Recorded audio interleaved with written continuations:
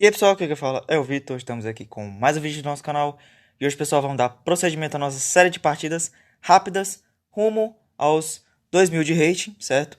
Estamos aqui agora na faixa dos 1900 e vai ficar cada vez mais difícil chegar na nossa grande meta dos 2000 de rating, tá pessoal? Então vamos lá ver como é que vai ser a partidinha de hoje. Vamos já puxar aqui uma partida de 10 minutos. E vamos lá, caímos de brancas contra um 1888 com interrogação, né? Então não dá pra saber qual é o hit dele. É um G4, mas a gente vai jogar mesmo assim, né? E vamos ver como é que vai ser aqui. Jogou com A6. Quando o nosso adversário não domina o centro, a gente domina. Vamos jogar D4.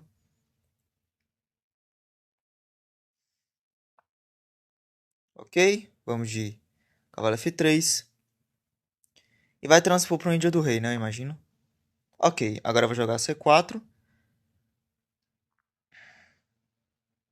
Não quero deixar ele expandir ali, não. Porque eu vou estar dando certa liberdade para ele, né? E já que ele não quis dominar o centro, eu vou colocar tudo que eu tenho direito de peão aqui no centro, né?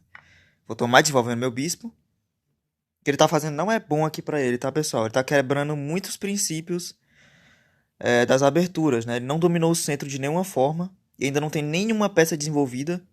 Eu já tenho o bispo e o cavalo desenvolvido, eu vou rocar agora. E ele não tem domínio central quase nenhum, né? Então esse aqui que ele tá fazendo é bem ruim pra ele já. Vamos de roque. E eu tô pensando seriamente em jogar D5.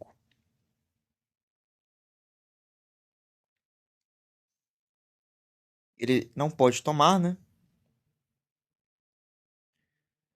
Eu tomo de dama, ameaçar a torre e mate. Vamos de D5. Não pode tomar.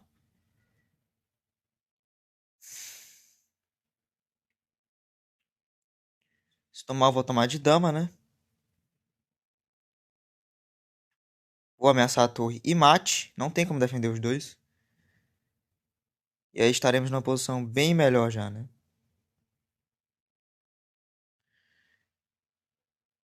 Vamos ver como é que ele vai jogar. Jogou assim. E esse é um lance triste, tá? Porque agora eu vou simplesmente. Nossa, tem lance bom aqui. Eu já posso jogar um D6 assim. D6 é legal também já. Eu vou mandar D6, né, pessoal? Porque eu abro meu bispo e vou quebrar a estrutura dele, né? Se ele tomar. E se ele avançar, bom. As peças dele vão ficar bem restringidas mesmo, né? Eu ameacei dama D5 agora, inclusive. Então ele não pode tomar, ele é obrigado a avançar o peão. É. Se ele tomar, eu vou jogar dama D5. Ameacei a torre e mate. Como é que ele defende os dois? É, eu acho que aqui foi, né? Então, um jogador forte, tá? Um jogador de 1888. Claro que tem interrogação, mas para chegar a esse rate, mesmo estando com interrogação, ele teve que ganhar algumas partidas contra jogadores fortes, né? Então não dá para desconsiderar isso totalmente. E o cara, mesmo assim, comete erros, cometeu muitos erros, né? Percebam que ele não tá nem perto de fazer o rock e ele vai perder uma torre inteira agora, assim, né? E a posição dele já tá de completo abandono, né? O abandono aqui seria totalmente justificável, né?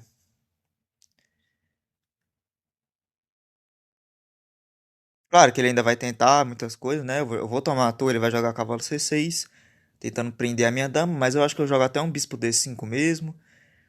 E esse peão a mais que ele tem meio que atrapalha ele, né? Porque eu vou sempre colocar uma peça em D5 e vou sempre fazer um bloqueio ali, né? Então aqui mais um ator pago, né? O Pix vai cair na conta. E é bem raro que isso aconteça nesses níveis, tá, pessoal? A pessoa perder material tão rápido assim ou ficar pior assim tão rápido, né? Não é algo tão comum. Né? Acabou abandonando. E ganhamos aqui a partida. Ele pediu uma revanche. Mas eu vou tentar manter uma partida por vídeo, né?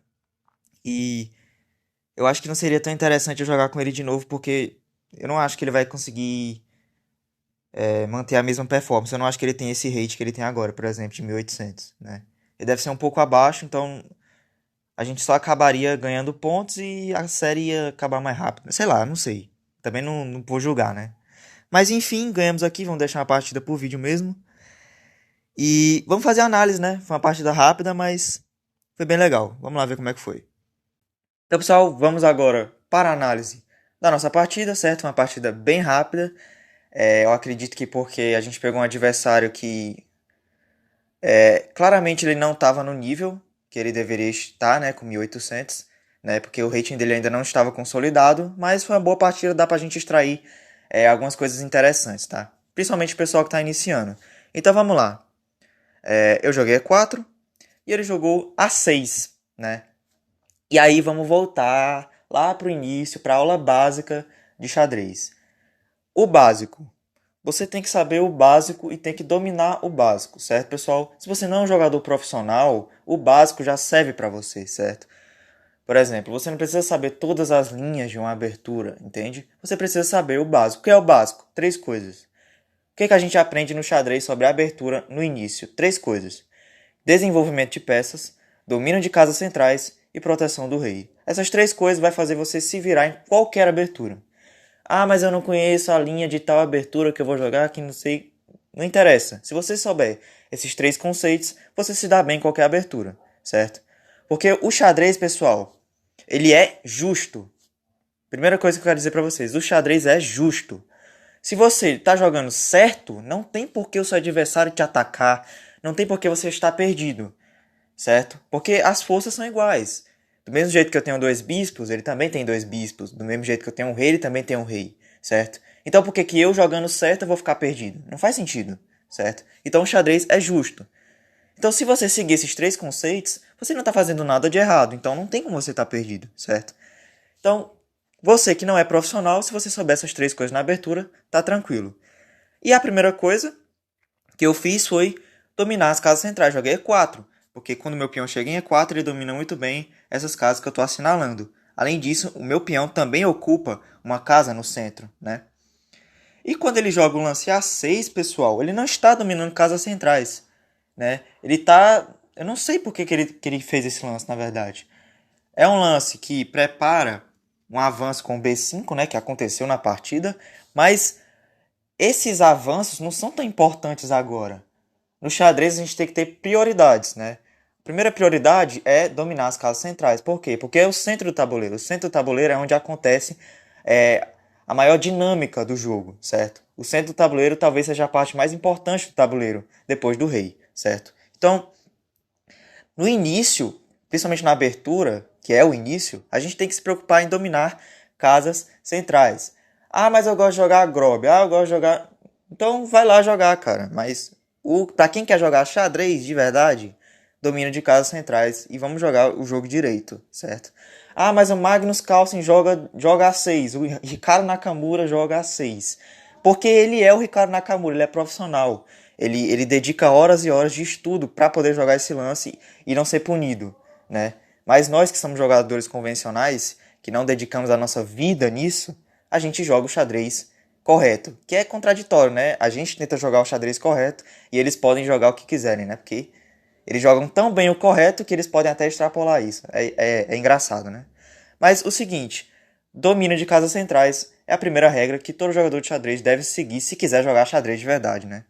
Tá, ele não fez isso, jogou A6, que pra mim não passa de um lance provocativo. É só um lance provocativo.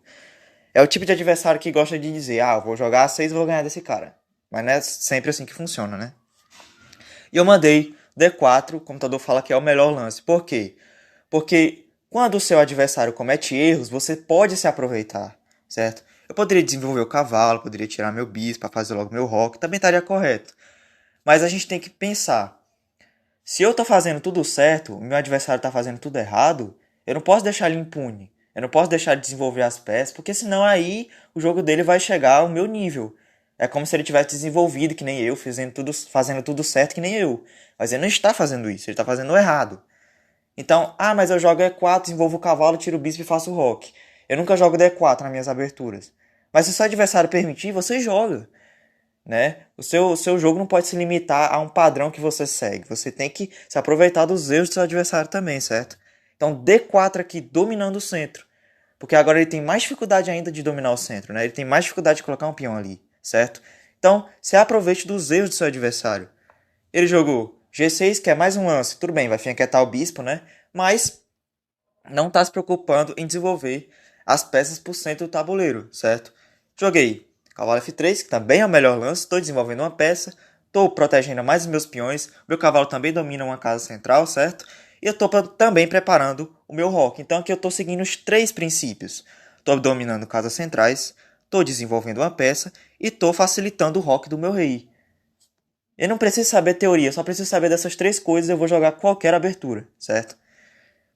Ele jogou B5, que, de novo, atrasa mais ainda o desenvolvimento, né? Ele deveria ter pelo menos jogado com o bispo G7, que ele ia jogar mais ou menos uma Índia do Rei piorada. Porque agora eu vou ter avanço aqui na ala da dama e vou começar contra-jogo rápido, né? Enquanto que ele ainda nem rocou ainda, né? Ele não tem nenhuma peça desenvolvida, inclusive, né? Eu joguei C4, o computador não gostou muito, mas o que eu tô querendo fazer? Eu tô querendo punir o meu adversário, né? Ele tá querendo expandir ali naquele lado, mas eu vou punir ele, porque o que ele está fazendo é errado, certo? Então eu vou colocar mais um peão em casa central. E aqui no caso ele tomou, que também é outro erro, pessoal. Quando ele toma, você pode até pensar, é uma troca igual, eu tô tomando um peão dele, ele vai tomar um peão meu. Só que não é assim que funciona, pessoal. No xadrez, anotem isso. No xadrez não existe uma troca igual. Sempre vai ter uma vantagem e uma desvantagem você está fazendo uma troca. Quando a gente está falando materialmente, de pontos, assim, né? Um ponto a mais, um ponto a menos. Quando a gente está falando materialmente, talvez uma troca possa ser igual a outra. Mas quando a gente fala, conceitualmente falando, uma troca nunca é igual a outra, certo? Porque a partir do momento que ele toma o meu peão, ele está perdendo um tempo, entre aspas, tomando o meu peão. Porque agora eu estou ganhando um tempo desenvolvendo o meu bispo. E cadê as peças dele desenvolvidas? Ele tomou meu peão e trouxe meu bispo pro jogo, né? Ele poderia só deixar quieto aqui os peões, desenvolver o bispo dele e eu jogasse assim. Agora tudo bem, né? Eu desenvolvi meu bispo, mas o bispo dele já estava desenvolvido.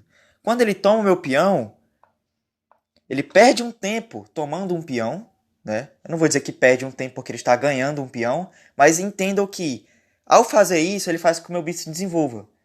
Então aqui eu estou tendo vantagem sobre ele, porque eu estou desenvolvendo uma peça por uma troca que para ele não fez diferença alguma, certo? Então as trocas nunca são iguais. Por quê? A gente trocou, materialmente falando, um peão por um peão. Mas em troca disso, o que foi que eu ganhei? Desenvolvimento. Meu bispo saiu da casa inicial, preparei o meu roque. E o que foi que ele ganhou com isso? Nada, ele só trocou os peões, certo? Então uma troca nunca é igual a outra. Nunca é igual, na verdade. Sempre tem vantagens e desvantagens. Nesse caso, eu saí na vantagem. Ele jogou E6, certo? Então aqui ele vai jogar parecido com a estrutura da Índia do Rei, mas nem mais isso é. Porque a Índia do Rei a gente joga com D6 e E5. Aqui tá transpondo por um bocado de coisa que... Ideia de uma coisa, ideia de outra, que eu sinceramente não estou mais entendendo o que tá acontecendo aqui. Mas percebam, eu não estou com nada de material mais, certo? Eu estou com 7 peões, ele está com 7 peões, a mesma quantidade de peças. E eu estou com 1,5 ponto de vantagem. É quase como 2 peões a mais, certo?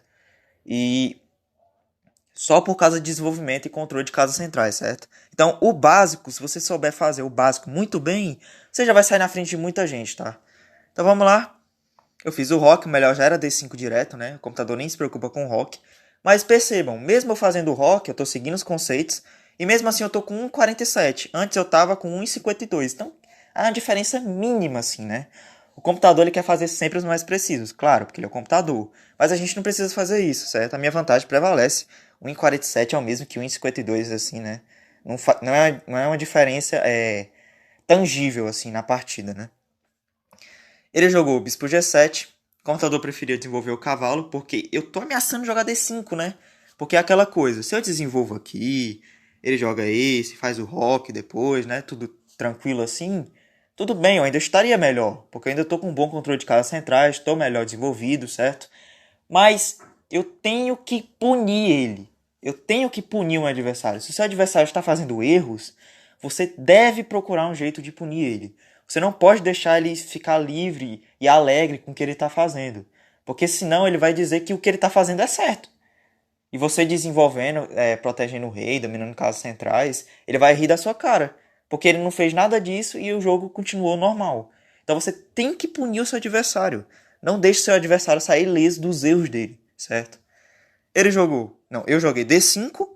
De novo, é o melhor lance porque eu não posso deixar ele ficar tranquilo, não posso deixar ele fazer o rock achando que a vida é um pudim, né? E ele jogou o peão avançando, que é outro erro grave, né? Porque permite o D6, que foi jogado, que também é o melhor lance, certo? E aqui a situação dele já desmoronou, né, pessoal? Por quê? Se ele joga lances como C6, é um lance legal, mas percebam, esse peão de D7, nunca mais esse peão avança. Ou ele vai ter muita dificuldade quando esse peão conseguir avançar. E percebam o monstro que eu criei nessa posição. Nada, nem ninguém vai tirar esse bispo daí. Essa casa em C4, que o meu bispo está nesse momento, é uma casa fraca. Perceba que é uma casa fraca. Porque não tem como peões chegarem aqui para expulsar meu bispo. Meu bispo vai ser um monstro aqui na posição. O bispo dele está limitado a ficar nessa diagonal aqui, né? Não tem nada. E o pior de tudo é que esse lance trava as peças dele. Porque esse lance tira as casas do cavalo, tira o desenvolvimento do peão natural, tira essa diagonal boa pro bispo. A torre dele vai ficar ali presa na partida, né? Então, lance como esse, pessoal, eu prefiro abandonar do que fazer um lance como esse, estrategicamente falando. E olha que eu não tô com nada a mais, eu não tô nem com peão a mais aqui. E aqui, depois que ele faz esse lance, o computador dá 5 pontos de vantagem. Como se eu tivesse com uma torre a mais, né? Então, esse é o poder do conceito no xadrez. E isso é muito legal no xadrez. Esse é o poder do básico. Eu só estou fazendo o básico. O que foi que eu fiz aqui de extraordinário? Eu desenvolvi minhas peças, principalmente puni meu adversário também, dominei casas centrais e protegi meu rei. É o básico. Se você aprendeu a jogar xadrez ontem, você aprendeu isso, né? Então, às vezes é só questão de você dominar o básico, né? Ele não jogou esse lance, claro, ele tomou, que também é outro erro, que leva dama D5. E agora é basicamente abandono, né? Porque eu ameacei mate e a torre. E é isso aí. Então, como em outros vídeos eu também já falei, eu não tinha nenhuma vantagem material. Mas em outros vídeos eu já falei que vantagens estratégicas muitas vezes resultam em vantagens materiais. Até agora eu só estava tendo vantagens estratégicas, mas teve um momento que não dá mais. Uma hora a vantagem estratégica vai virar vantagem material, que foi o que aconteceu. Aqui, para ele não levar mate, ele vai ter que entregar a torre. E tudo isso eu conquistei por quê? Vantagem posicional, vantagem conceitual, dominando só o básico, certo, pessoal? Então, é muito legal essas partidas que a gente consegue ver bem os erros do nosso adversário, né? Geralmente quando a gente joga com adversários da nossa própria faixa de hate, é muito difícil da gente dizer onde foi que ele errou. Porque ele joga como você jogaria. Só que naquele momento o que importou foram os lances, né? O que importa numa partida é os lances. Então, acabou que você acabou jogando melhor do que ele, certo? Mas é muito difícil você apontar o erro assim. Foi isso que ele errou. Mas nessa partida a gente viu claramente o que foi que ele errou, né? Ele não fez o básico. Simples assim. Então, é isso, pessoal. Espero que vocês tenham gostado. Esqueci de mostrar a precisão. Vamos lá ver. Com certeza uma precisão alta, né? Fizemos um lance de livro. 6 dos melhores lances. Ele não fez nenhum. Fizemos um lance excelente. Ele fez 3. Um lance bom. Ele fez 2. Não tivemos nenhum tipo de erro. E ele fez um erro e um erro crasso, que seria a gafe, né? E fizemos 98,8% de precisão. E ele fez 83%. Certo, pessoal? Então, chegamos aqui mais no final de um vídeo. Partida bem legal. Deu para explicar bastante coisa. Espero que vocês tenham gostado. Deixe seu like, compartilhe com seus amigos. E até a próxima, pessoal. Valeu!